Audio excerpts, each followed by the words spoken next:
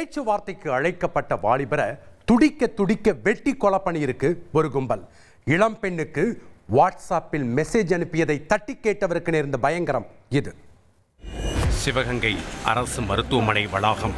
அழுகுரலும் ஒப்பாரி ஓலமும் இந்த வளாகத்திற்கு ஒன்றும் புதிதல்ல. ஆனால் அன்று ஒரு இளம் பெண்ணின் ஒப்பாரியால் அவசர சிகிச்சை பிரிவே வெடவெடத்து போனது.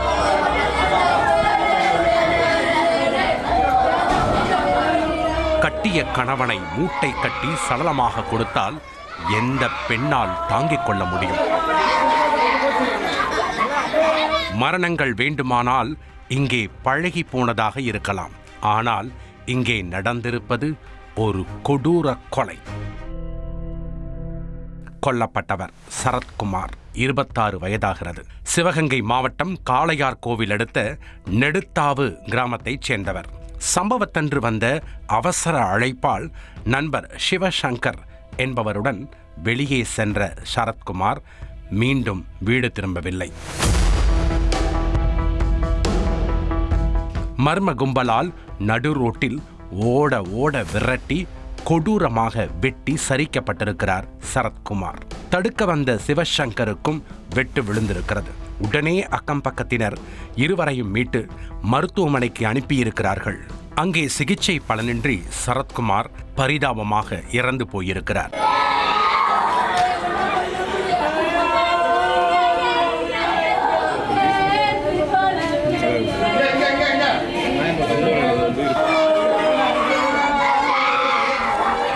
சிவசங்கருக்கு மட்டும் தீவிர சிகிச்சை அளிக்கப்பட்டு வருகிறது.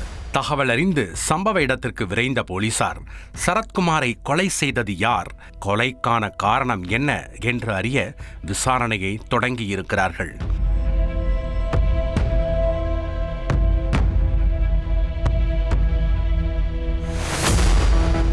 அதற்குள் குற்றவாளியை கைது செய்ய கோரி சரத்குமாரின் உறவினர்கள் சாலை மறியலில் ஈடுபட்டிருக்கிறார்கள்.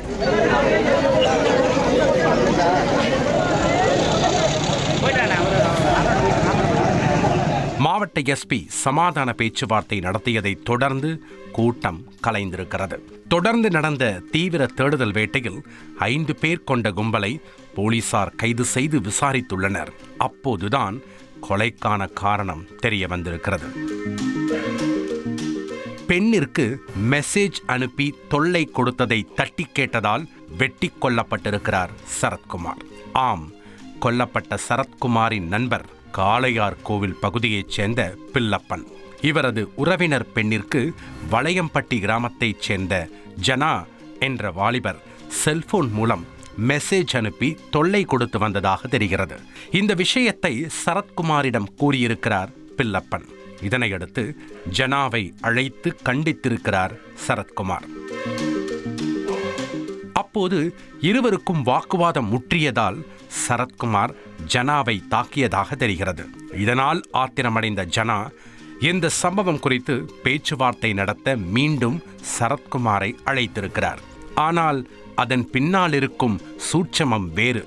அதனை புரிந்து கொள்ளாமல் சரத்குமார் தனது நண்பரான சிவசங்கரை அழைத்து கொண்டு இருசக்கர வாகனத்தில் இருப்பான் பூச்சி அருகே சென்றுள்ளார். அங்கே தனது கூட்டாளிகளுடன் காத்திருந்த ஜனா சரத்குமாரை வழிமறித்து பேசியிருக்கிறார்.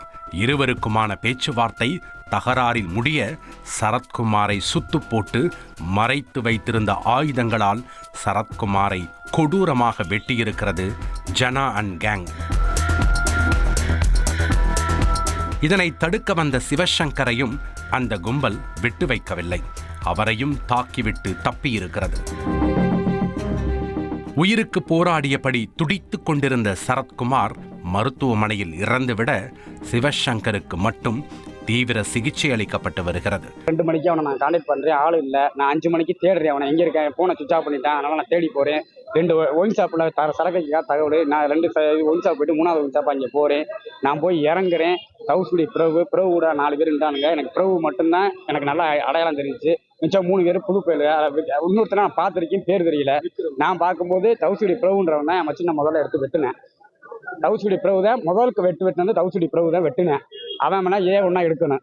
அவன் குடும்பத்தை சார்ந்தப்பட்டவங்க கொலை மிரட்டல் கொடுத்தாங்க. அவனை அவங்கள அரெஸ்ட் பண்ணணும். இந்த சம்பவம் குறித்து கொலை வழக்கு பதிந்த போலீசார் ஜனா மற்றும் அவரது கூட்டாளிகளான தவசுக்குடியைச் சேர்ந்த பிரபு, சேதாம்பல் கிராமத்தைச் சேர்ந்த விக்ரம், சிவா உட்பட 4 பேரையும் ரகசிய இடத்தில் வைத்து தொடர் விசாரணை நடத்தி வருகின்றனர்.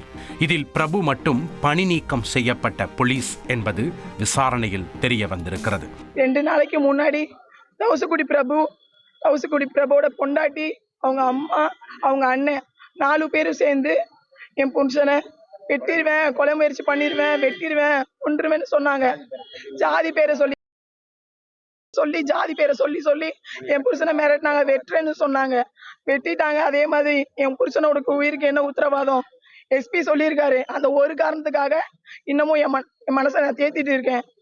எனக்கு நியாயம் கிடைக்கணும் கண்டிப்பா.